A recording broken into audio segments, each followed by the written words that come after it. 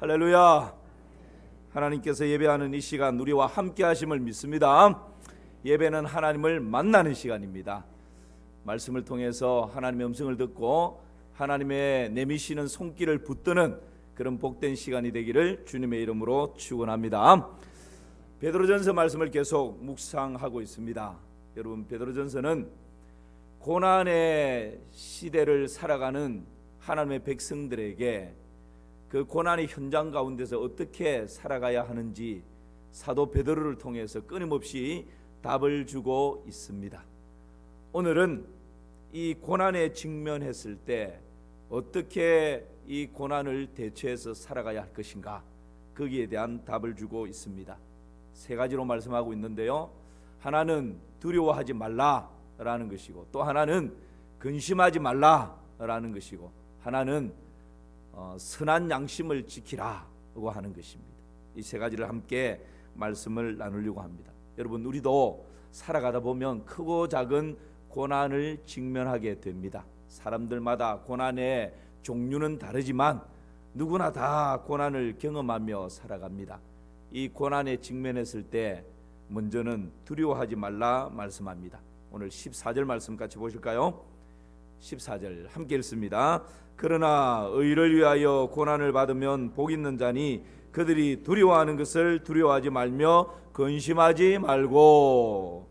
고난에 직면했을 때 첫 번째 우리에게 주시는 메시지는 그 고난 앞에서 두려워하지 말라라는 것입니다.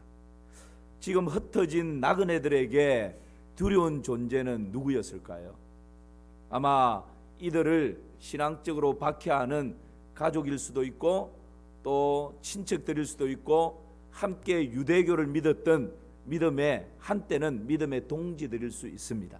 나아가서는 로마가 기독교를 박해하고 복음을 박해하니까 그 로마 제국이 이들이 두려워하는 그 박해의 대상일 수가 있습니다. 마치 이들은 고양이 앞에 쥐처럼 그 두려움 가운데 살아갈 수가 있습니다. 그래서 사도 베드로는 고난 앞에 직면해 있는 이들을 향해서 두려워하지 말라라고, 그런 일들로 인하여서 두려워하지 말라라고 힘주어 외치고 있는 것입니다.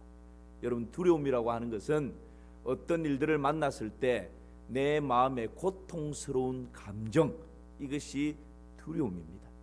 두려움은 우리 내면의 평강을 뺏어가 버립니다. 두려움은 우리의 건강에 치명적인 독이 되고 해가 됩니다. 두려움은 우리의 일상을 파괴하는 아주 악 영향을 미치는 적입니다. 두려움에 사로잡히면 정상적인 생활을 할 수가 없습니다. 여러분, 그만큼 두려움은 우리의 행복을 파괴시키는 괴물과 같은 존재입니다. 그래서 여러분, 우리의 삶 가운데 이 두려움이라고 하는 존재를 그냥 방치해 두면 안 됩니다. 내일에 무슨 일이 일어날지 두렵습니다. 부도가 날까 두렵습니다. 사건 사고가 많은 이 시대에 우리 가족들에게 불미스러운 사고가 일어나면 어쩔까 두렵습니다. 질병이 두렵습니다. 사람 만나는 것이 두렵습니다. 환경이 두렵습니다. 여러분, 얼마 전에 2주 전인가요? 지진의 안전지대라고 할 수 있는 이 경남도 창녕 쪽에 지진 난 거 아시죠? 저도 목양실에 앉아있는데 갑자기 막 흔들리는 거예요. 지금은 안전지대가 없습니다. 환경적으로 얼마나 지구 전체가 얼마나 지금 이 두려움에 휩싸여 있는지 모릅니다. 어떤 사람은 세상 살아가는 자체가 두렵고 어떤 사람은 죽음이 두렵습니다. 어떤 사람은 마누라가 두려워서 집에 들어가는 것이 힘들다, 그렇게 말하는 사람들도 있습니다. 여러분, 사람들마다 두려움의 종류는 다 다르지만 이 크고 작은 두려움을 안고 살아가는 것이 우리의 삶이 아닌가 싶습니다. 이 두려움을 없애보려고 사람들이 참 많이 애쓰고 노력합니다. 어떤 사람은 부적을 지니고 다닙니다. 호주머니에도, 사무실 책상에도, 차 안에도, 집에 가면 집에 들어가는 현관에도, 거실에도, 안방에도 이 두려움을 해결해 보려고 가는 곳곳마다 부적을 막 붙여놓습니다. 영적으로 눌림을 당하고 잠잘 때 가히 눌림을 당하는 사람은 베개 밑에다가 이 부적을 넣어두고 자기도 하고, 베개 밑에 어떤 사람은 칼을 넣고 자는 사람들도 있습니다. 아마 모태신앙은 도대체 이게 어떤 이야기인지 잘 모르시겠지만 저처럼 믿지 않는 그런 가정에서 이렇게 살아왔던 사람들은 제가 지금 어떤 말씀을 드리는지 알 것입니다. 꿈자리가 시끄럽고 가위 눌림을 당하고 자다가도 영적 눌림을 당하는 그런 사람들은요, 이 두려움에서 잠자는 것이 두려운 게, 또 이게 막 영적으로 눌림 당할까 봐서 거기에서 벗어나려고 베개 속에 부적을 넣고 베개 밑에다가 칼을 집어넣고, 여러분 아직도 세상에 하나님을 만나지 못한 사람들은요, 이 두려움을 이겨내려고 별의별 방법들을 다 동원합니다. 근데 여러분, 그렇게 하면 할수록 오히려 그 악한 영들에 의해서 두려움에 더 사로잡히게 되는 것이 우리 인생의 연약함이지 않습니까? 인도에 이런 이야기가 있습니다. 어느 마술사가 쥐새끼를 한 마리 이렇게 관찰을 하고 있는데, 그 쥐새끼가 구멍에 쏙 들어갔다 나왔다가 나와서는 먹이를 조금 먹고는 또 두리번거리다가 팍 들어가고 막 이러는 거예요. 그러니까 이게 두려움 때문에 쥐새끼가 먹이가 밖에 있어도 마음 놓고 먹이를 못 먹는 거예요. 그래서 너무 불쌍해서, 야, 너 그렇게 두렵냐? 예, 뭐가 두렵냐? 고양이가 두려워요. 그러는 거예요. 그래서 이 마술사가 그 쥐새끼가 너무 불쌍해서 쥐새끼를 뭘로 만들어줬을까요? 예, 고양이로 뿅 하고 바꿔줬습니다. 이제 고양이가 됐으니까 그냥 푸근하게 생활하겠지. 근데 고양이를 또 관찰을 딱 해보니까 이 고양이가 홀짝 뛰었다가 이렇게 하면서 밥을 먹다가도 주위를 살펴보고 문 소리가 나면 팍 들어가고 이러는 거예요. 이 고양이에게, 야, 너 고양이 됐는데 뭐가 두렵냐? 그랬더니만 고양이가 뭐라 그랬을까요? 개가 두려워요. 저기 있는 저 불독 사냥개인데 쟤한테 한번 잡히면 꼼짝없이 한 입에 그냥 죽습니다. 내 친구도 몇 명 갔습니다. 이 개가 두려운 거예요. 그래서 이 마음 착한 마술사가 이 고양이를 뭘로 바꿔줬을까요? 개로, 아주 막 우락부락한 사냥개로 그냥 싹 바꿔줬습니다. 이제는 사냥개 정도 되니까 편안하게 살아가겠지, 그렇게 생각을 했는데, 이 사냥개도 보니까 막 두려움에 떠는 거예요. 그래서 또 묻습니다. 야, 너는 지금 힘 있는 사냥개가 됐는데 뭐가 그래 두렵냐? 그랬더니만 사냥개가 뭐가 두렵다 그랬을까요? 호랑이가 두려워요. 그러는 거예요. 이 산에 웬만한 것은 내가 다 사냥할 수 있는데 호랑이에게 걸렸다 그러면 빼도 못 추린다고 호랑이를 두려워하는 거예요. 그래서 이 마술사가 이 사냥개를 뭘로 바꿔줬을까요? 호랑이로 싹 바꿔줬습니다. 이 호랑이는 동물의 왕이니까 그냥 평정하고 다니겠다 생각을 했는데, 이 호랑이도 가끔씩 보니까 두려움에 막 떨고 주위를 보고 이러는 거예요. 그래서 호랑이에게, 야, 너는 동물의 왕인데 뭐가 두렵냐? 그랬더니만 사냥꾼이 두려워요. 총을 가지고 한 방이면 간다는 거예요. 그 모습을 본 이 마술사가 어이가 없어서 원래 상태가 뭐였습니까? 쥐새끼. 원래 상태로 돌려보내야 되겠다 생각을 하고는 다시 쥐새끼로 만들어버렸다라는 전설 따라 삼천리와 같은 이야기가 있습니다. 여러분, 이것이 우리 인생 아니겠어요? 갓난 어린아이는 두려움이 없을 것 같죠? 그렇지 않습니다. 그 연령에 두려움을 안고 있어요. 초등학생들은 천진난만하게 뭐 두렵겠냐? 천만에요. 그 아이들은 그 아이들 수준에 맞는 두려움을 안고 살아가고요. 청년이 되면 혈기왕성한데 그 청년은 그 청년에 맞는 또 두려움이 있고, 결혼을 하고 자녀를 낳으면 뭔가 모든 것이 다 행동할 것 같은데 또 그 사람은 그 사람대로 두려움이 있고, 이제 인생을 다 뭐 공중전부터 해가지고 수중전까지 다 겪었으니까 이제 나이가 지긋이 들면 흰머리가 희끗희끗하면 두려움이 없을 것 같은데, 손자 손녀를 둔 분들은 또 그분들 나름대로 다 두려움이 있습니다. 이것이 우리 세상사가 아닌가, 우리 인생의 모습이 아닌가 생각이 듭니다. 그래서 사람들은 이 두려움을 없애보려고 어떤 사람들은 돈을 많이 법니다. 돈을 많이 벌어서 부자가 되면 이 두려움들이 다 없어질 것이라고. 근데 여러분, 부자가 되면 될수록 그 사람이 살아가는 담벼락은 점점점 높아만 갑니다. 그것도 두려워서 그 담벼락 위에, 이전에는 유리 조각을 막 박아놨다가 요즘은 저 휴전선에 가면 볼 수 있는 둥글둥글한 철망을 그냥 온 사방으로 다 치놓죠. 그것으로 끝입니까? 그것도 두려워서 곳곳에 동네 입구부터 시작해가지고 집 현관에, 거실에, 안방까지 CCTV 다 달아놓습니다. 그것으로 끝일까요? 그것도 안 되니까 사설 경비원들 돈 주고 사서 내가 자고 있는 동안에도 지키라고. 여러분, 두려움의 문제는 돈을 가진다고 되는 것이 아닙니다. 돈을 가지면 오히려 두려움의 공포에 더 휩쓸려 버리는 것이 인생의 모습 아닙니까? 높은 자리에 올라가면 두려움이 없어질까요? 아마도 지금 우리나라에 권력 꽤나 가지고 있다라고 하는 분들, 여러분, 경제에 대한 두려움, 안보에 대한 두려움, 내일에 대한 두려움, 국민들의 이 나뉘어지는 이런 영역에 대한 두려움, 얼마나 많은 두려움이 있겠어요. 여러분, 이 두려움의 문제는 돈을 가진다고 해결되는 것도 아니고, 높은 자리에 권력을 쥔다고 해서 두려움이 떠나가는 것이 아니고요, 오히려 그런 것이 더 많은 두려움으로 우리 인생 가운데 엄습해 오는 것입니다. 자, 그렇다면 이 두려움 문제에 대해서 성경은 뭐라고 말씀하시는가?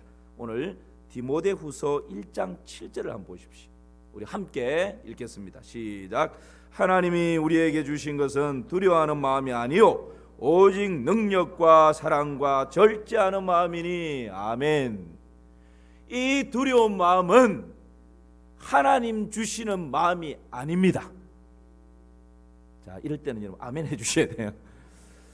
내 안에 어떤 이유에서든지 두려워하는 마음이 내 안에 지금 일어나고 있는 것은 하나님 주시는 마음이 아닙니다. 이 인식을 바로 해야 돼요. 그런데 우리는 너무 어릴 때부터 두려움 가운데 쭉 자라왔으니까 두려움이 내 안에 있고 내 생각 가운데 들어오면 또 뭐 두려움이 들어왔네, 그냥 내 인생의 동반자처럼 친구처럼 두려움과 함께 손잡고 그냥 그렇게 살아가는 것이에요. 그런데 하나님 자녀된 우리에게 하나님 말씀하시는 것은 두려워하는 그 마음은 내가 주는 마음이 아니라는 거예요. 하나님 주시는 마음이 아니라는 거예요. 그래서 여러분, 두려움을 방치해두면 안 됩니다. 두려움을 방치해두면 내가 신앙인으로서 정상적인 생활을 하는데 악영향을 미친다는 거예요. 믿음을 좀먹어버리고 마음의 평강을 파괴시켜버리고 정상적인 삶을 살아가지 못하도록 만드는 것이 이 여러분 두려움이라고 하는 원수입니다. 적입니다. 그래서 오늘 이 말씀에 하나님이 우리에게 주신 것은 두려워하는 마음이 아니다라고, 여기에 대한 분명한 인식을 가져야 합니다. 그러면서 사도 베드로는 그렇기 때문에 이 두려움에 대해서 뭐라고 말씀합니까? 두려워하지 말라라고 명령하고 선언하고 있습니다.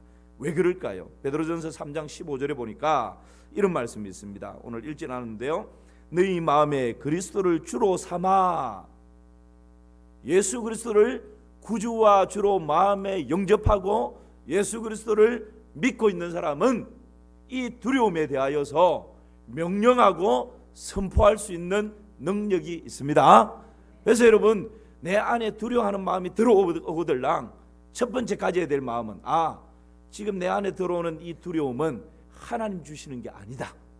내 욕심 때문이든지 내 체면 때문이든지 나의 못난 자아 때문이든지 내 육신의 소욕 때문이든지 내 죄악의 욕망 때문이든지, 그렇지 않으면 악한 속이는 거짓의 영들이 내 안에 있는 구원의 감격과 기쁨과 평강과 소망을 뺏어가기 위해서 악한 영들이 내 안에 심어주는 것이 두려움이지 결코 하나님이 주시는 것이 아니다라는 것, 그것을 인식하고 두려움이 밀려올 때, 두려움이 생겨날 때 예수 그리스도를 구주와 주로 믿는 우리는 담대하게 두려움에 대해서 선포하고 명령하는 것입니다.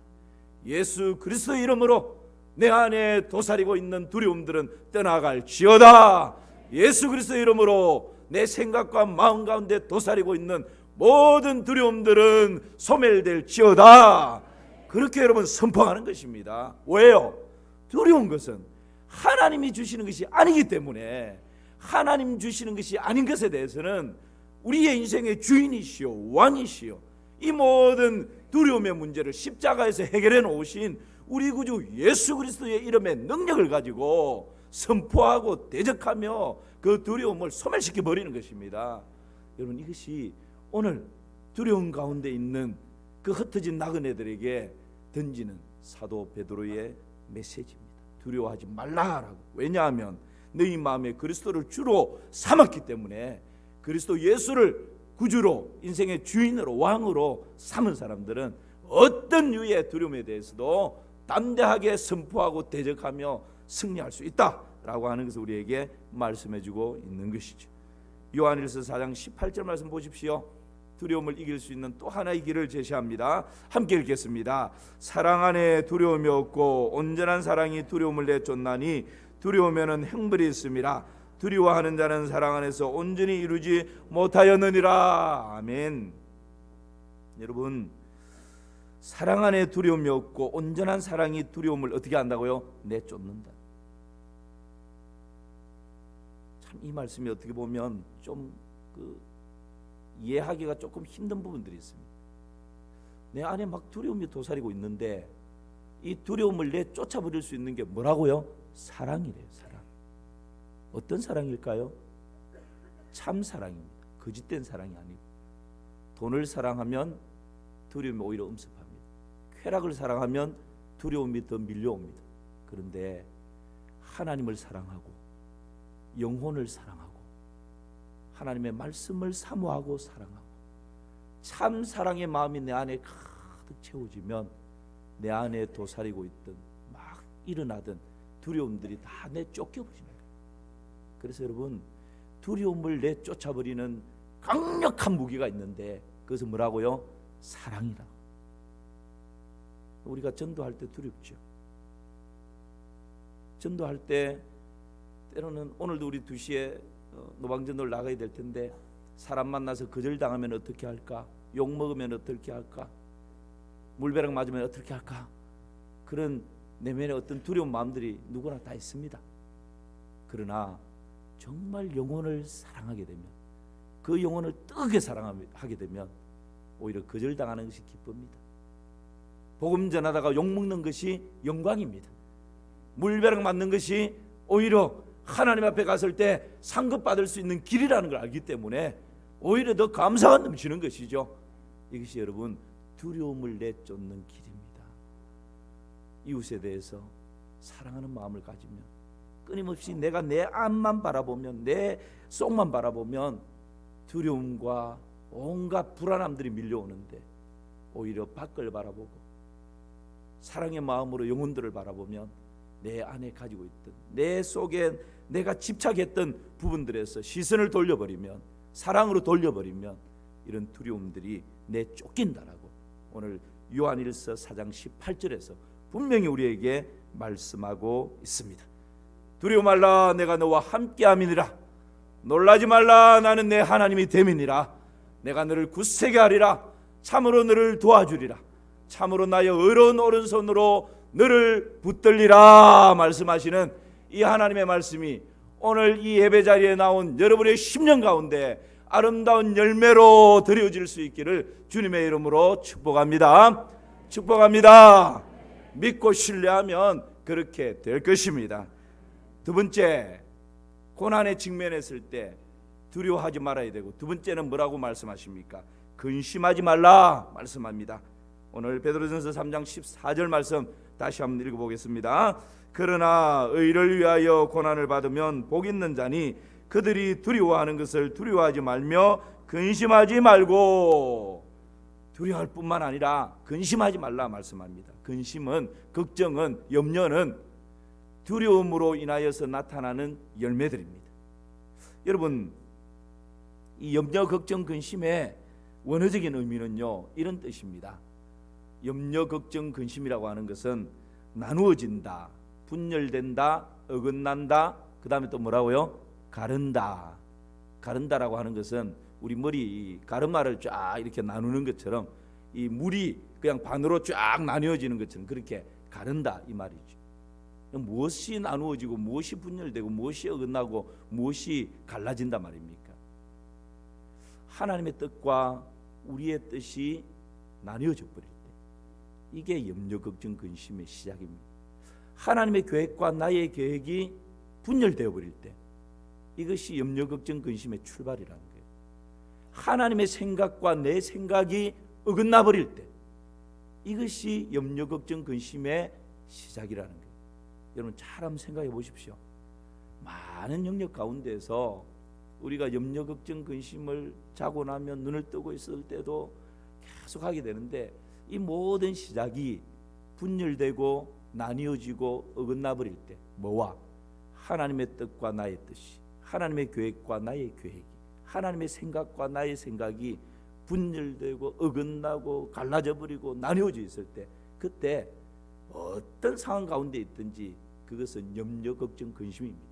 에덴 동산 같은 완벽한 장소에 있어도 하나님의 뜻, 하나님의 계획, 하나님의 생각과 어긋나 있으면, 나뉘어져 있으면, 갈라져 있으면, 분열되어져 있으면 염려 걱정 근심이에요.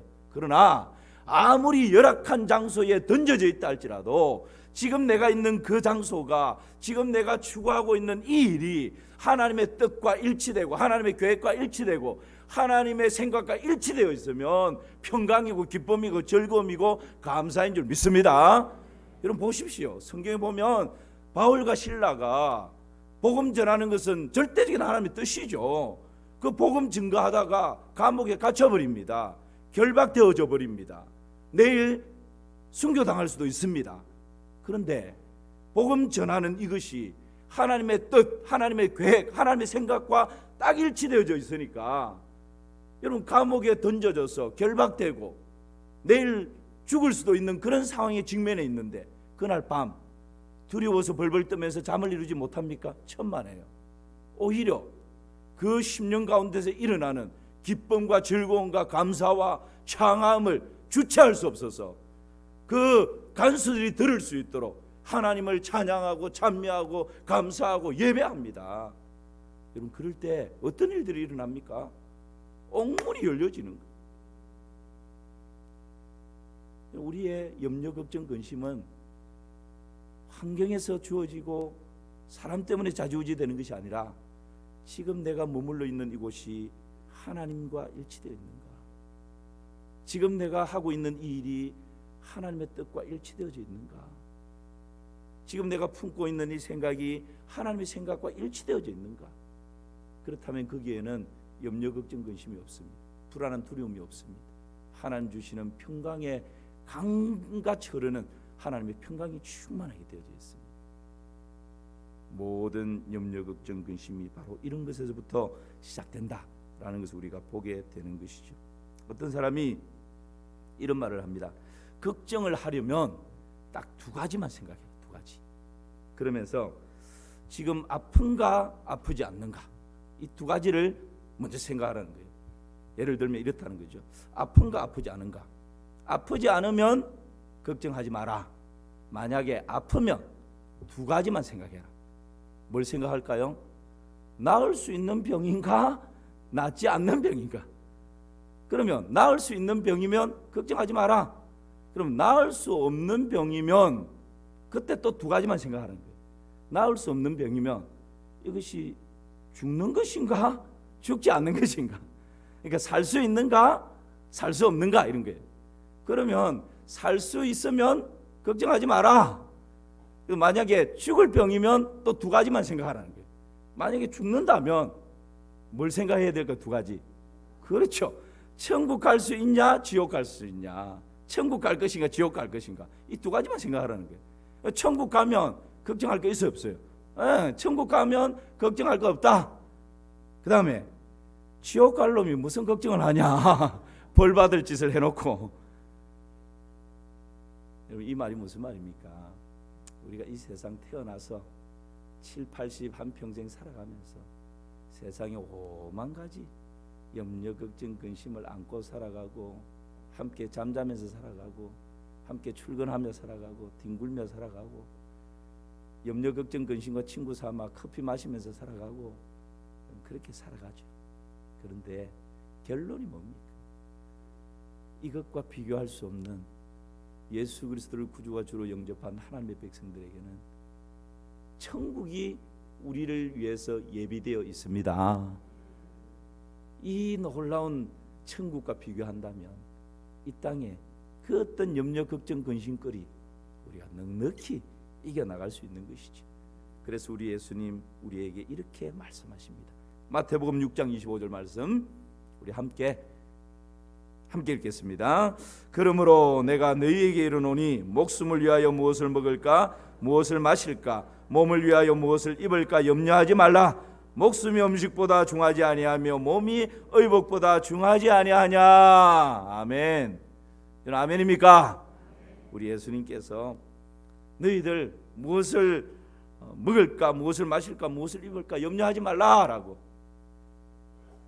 하나님께 있어서 우리 예수님께 있어서 우리 자체가 입는 옷 먹는 음식 생활하는 집 이런 것보다 우리 자신이 얼마나 소중한 존재인지 너희들이 아느냐. 너희들을 위해서 예수님이 친히 십자가에 피 흘려 죽으셨고 우리를 천국으로 인도하기 위해서 아름다운 천국을 예비해 놓으셨다라고 그렇게 말씀하고 있습니다. 아무것도 염려하지 말고 오직 모든 일에 기도와 간구로 너희 구할 것을 감사함으로 하나님께 아뢰라. 그리하면 모든 지각에 뛰어나신 하나님의 평강이 그리스도 예수 안에서 너희 마음과 생각을 지키시리라 말씀하십니다.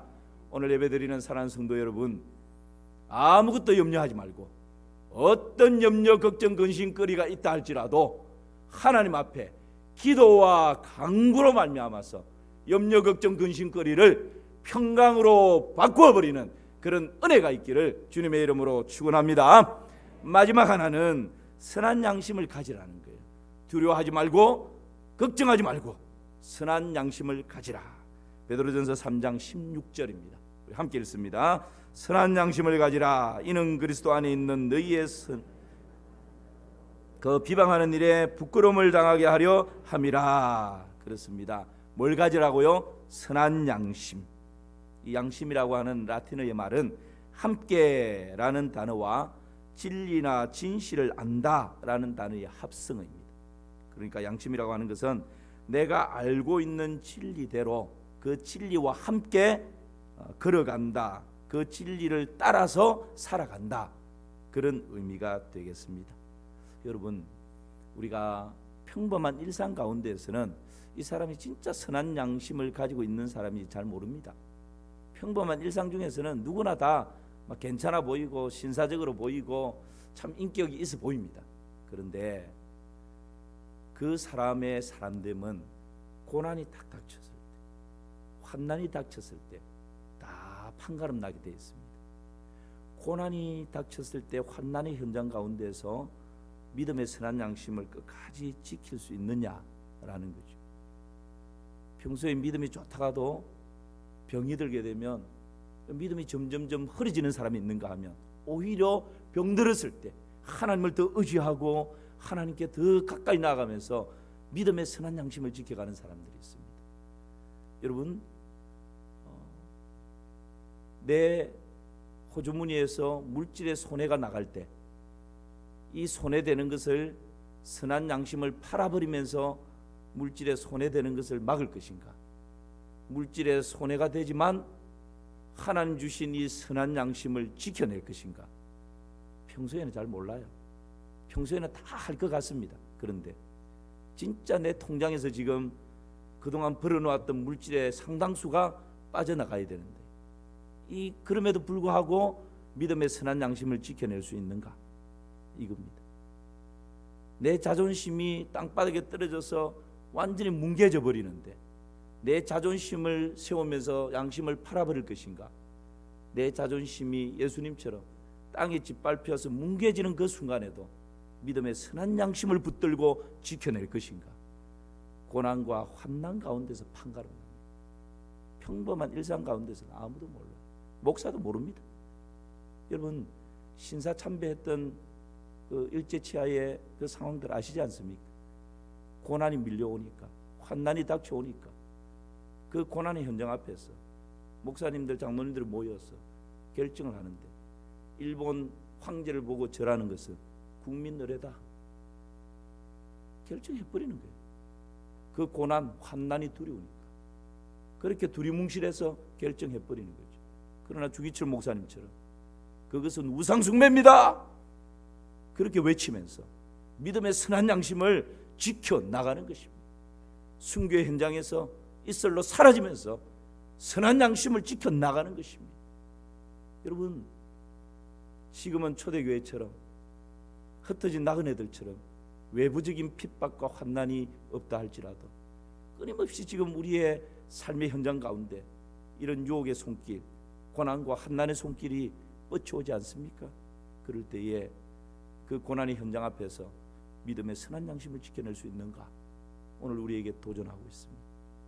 사랑하는 성도 여러분, 믿음의 선한 양심을 지켜낼 때는 천국을 살아가지만, 내가 믿음의 선한 양심을 팔아버리고 돈을 지키고 믿음의 선한 양심을 팔아버리고 자존심을 지킬 때는 승리하는 것 같지만 고난의 연속이고 내 안에 일어나는 갈등과 내 안에 일어나는 여러 가지 불편함들은 이루 말할 수가 없는 것입니다.